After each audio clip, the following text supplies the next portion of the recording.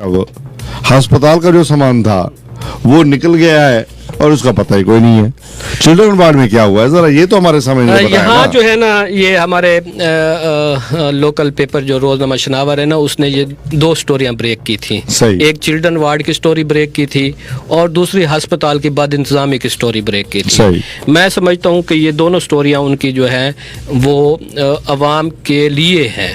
हमारे जो शहरियों को देखे ना, हमारा डिस्ट्रिक्ट हेडक्वार्टर हॉस्पिटल जो है वो पूरे ज़िले का मैं समझता हूँ सबसे बड़ा और अच्छा हॉस्पिटल है। यकीनन कोई शक नहीं इसमें। हमारा बिल्डिंग के लिहाज से, इंस्ट्रूमेंट्स के लिहाज से, अमले के लिहाज से, डॉक्टरों के लिहाज से, सीनियर्स डॉक्टरों के लिहाज से, पैरामेडिक्स के लिहाज से, हर हवाले से हमारा DHQ जो है वो किसी बड़े इदारे से कम इदारा नहीं है। बिल्कुल ऐसे है। लेकिन उस DHQ को चलाने वाली जो हमारी MS साहबा हैं वो बहुत अच्छी खातून है। कोई शक मैं नहीं, समझता हूँ लैया की लोकल भी है। लैया की लोकल है, लैया की अच्छी खातून है और वो डिवोटेड भी हैं।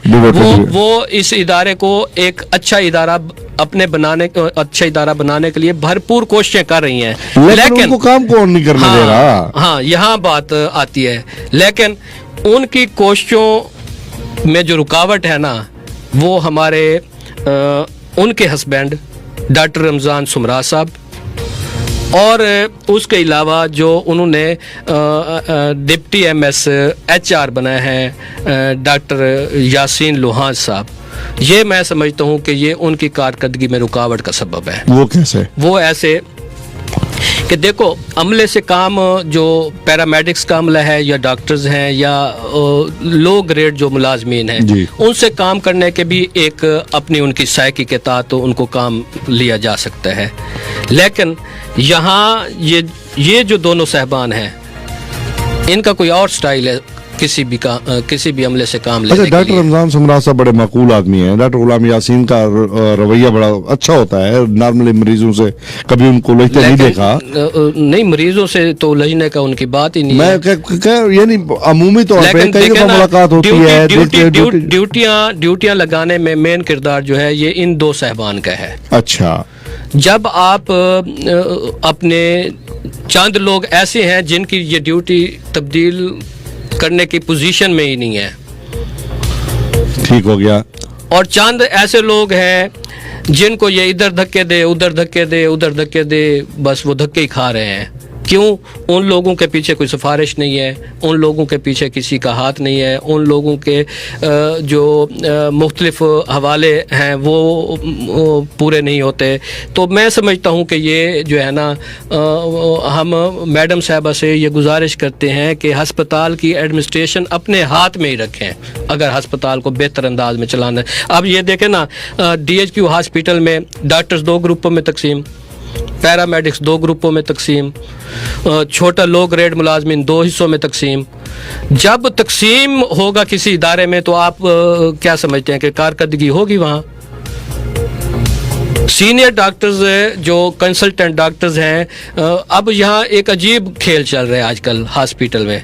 वो ये है, जो सीनियर कंसल्टेंट है ना या डॉक्टर जो है, उन्होंने उनके ड्यूटी के औकात मुकर्रर हैं कि इन्होंने 24 घंटे, अब 24 घंटे कोई बंदा ड्यूटी दे सकता है? 24 घंटे कुछ नहीं, वो फिर आन काल होते हैं ना। 24 घंटे में उनके लिए जो है कुछ टाइम वो होते हैं अपने ड्यूटी पे जो 6 घंटे का है, फिर रेस्ट भी 24 घंटे का है ना। नहीं, ये देखे ना, 24 घंटे अगर रेस्ट आप ले रहे हैं तो 24 घंटे फिर हॉस्पिटल की बाउंड्री के अंदर रहे आप। वो तो उनको साथ प्राइवेसी नहीं, तो बाउंड्री के अंदर कोई 24 घंटे कहाँ है, मुझे ये बताएं। वो फिर उनको आन काल का उन्होंने सिस्टम बनाया हुआ है। आन काल के सिस्टम पे मरीज पीछे मर जाए, आन काल सिस्टम डॉक्टर आता रहेगा। वो अमूमी तौर पे यही होता है कि आन काल जो है, आन काल सिस्टम जो है, आन काल डॉक्टर पहले नंबर पे फोन नहीं उठाते। ये मैं तजर्बे की बात कर रहा हूँ। सही है। ये जो PTCL नंबर से कॉल जाती है, डॉक्टर उठाते नहीं है। सही, उनको जो पता होता है आन काल डॉक्टर है। अच्छा, फिर वो दूसरा चक्कर ये चलाया जाता है कि वो PN को जो है ना रजिस्टर दे के भेज दो जी। वो PN जाता है, वो वहाँ मिलते नहीं है। तो जब आप 24 घंटे आपने ड्यूटी देनी है तो आप हॉस्पिटल की बाउंड्री के अंदर रहेंगे तो ड्यूटी देंगे ना।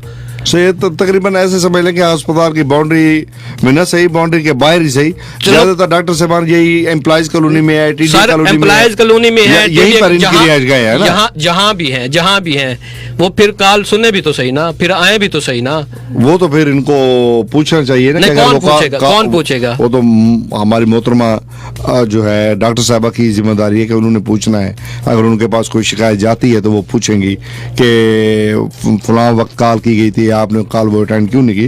वो तो एक चार्ट बनता है बकायदा, ऑन कॉल का भी। नहीं, जब आप इंक्वायरी शुरू कर दे मरीज पीछे मर जाए, वो ये तो फिर आप कह लेंगे। नहीं देखे ना, चिल्ड्रन वार्ड के हमने हाईलाइट किया था कि चिल्ड्रन वार्ड में पिछले हफ्ते में भी इस स्टोरी को हमने टेकअप किया था कि चिल्ड्रन वार्ड में जो बच्चों के इलाज मुआवजे के लिए इनक्यूबेटर हैं, पेप्स हैं और दीगर जो मशीनरी, लाखों रुपए मालियत की मशीनरी है, उसको भी तो बाहर निकाले ना। वो किधर है? वो डंप पड़ी है स्टोर में। डंप से क्या मुराद? आप डंप से मुराद ये है कि भी वो जेर इस्तेमाल नहीं है।